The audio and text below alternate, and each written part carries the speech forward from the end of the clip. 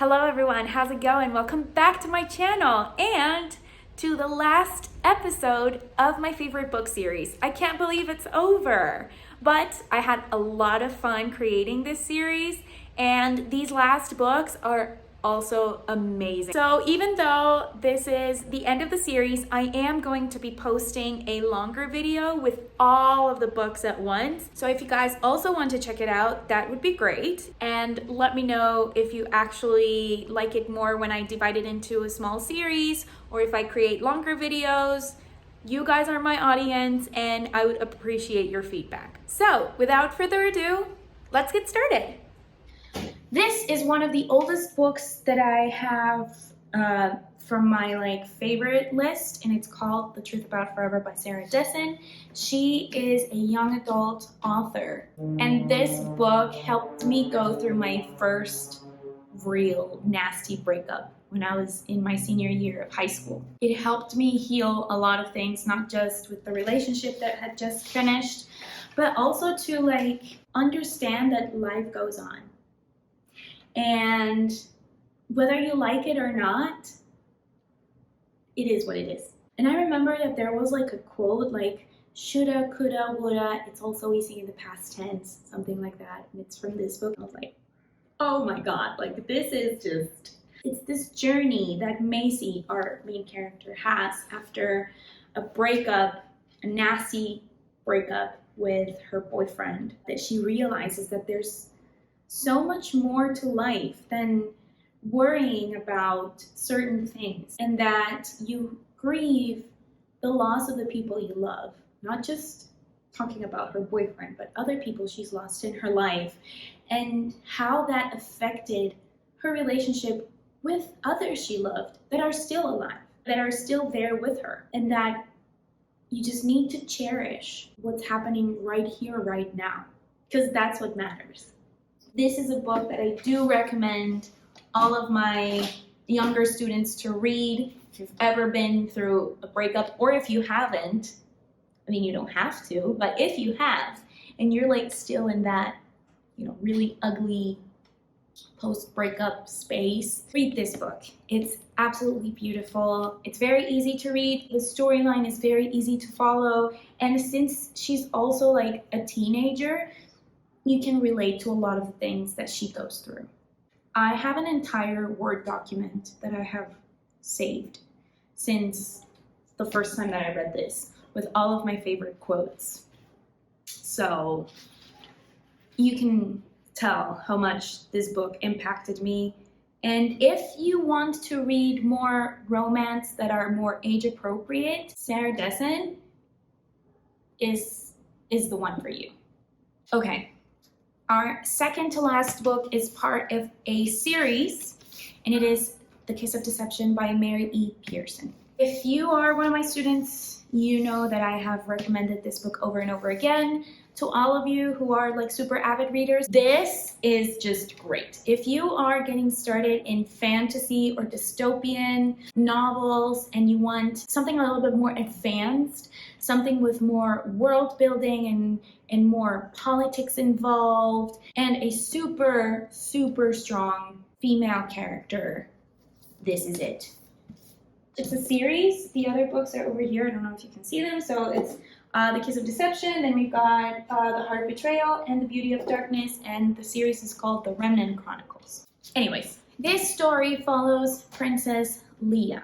She is the princess of the Kingdom of Morrigan, and she is betrothed to a prince of another kingdom. She does not want to marry this prince because in her mind, she's like, number one, why are you making me marry someone that I don't know? Two, what if he's super old and ugly and disgusting and a terrible human being?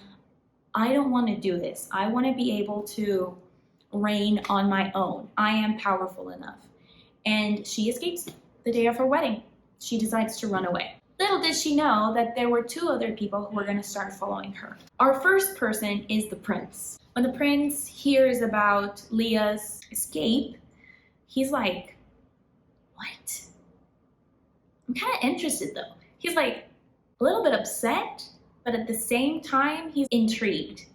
And he's like, no, I gotta know who this girl is, and I gotta know why she's doing this. Like, I'm seriously intrigued. And so he starts following her. And the second person is an assassin sent by another kingdom to murder the princess and cause a war and try to take over the other two kingdoms. So she goes to this little town in the middle of nowhere to try and live a normal life, not knowing that she befriends these two people, the prince and the assassin. What she doesn't know, and what we don't know, is who is the prince and who is the assassin. So there's this awesome triangle, like love triangle happening, until both the prince and the assassin are dealing with all of these like mixed feelings towards her. She's completely oblivious to it until a certain point in the book. It's a really cool book, this first book especially, because you don't know who to root for. The book is written from 3 points of views, from the point of view of Leah, the prince, and the assassin. So when Leah is talking, we have 2 names. We just don't know which is which, right? And from the other 2, we just have to figure out as we read.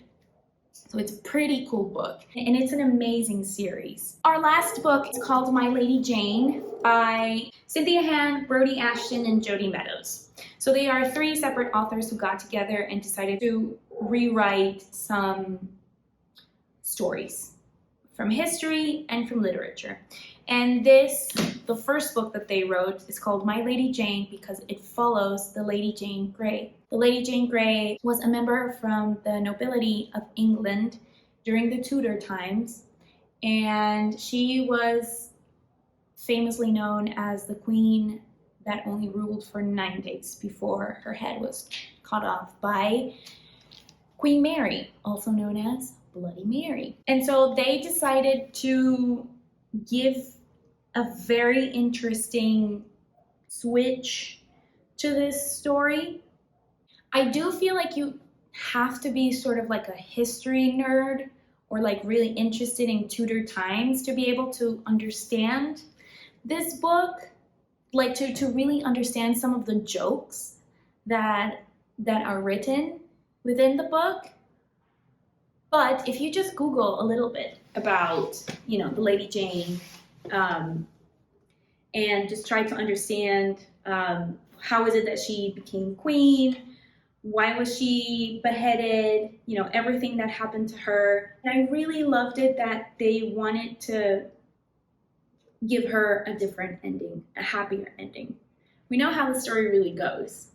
She dies, obviously. She was beheaded by Bloody Mary. But they decide to switch it up and to give her a happy ending. This is also young adult. This is appropriate for most audiences, I would say. Just do a little bit of research on who Lady Jane was and about Elizabeth I and about Mary,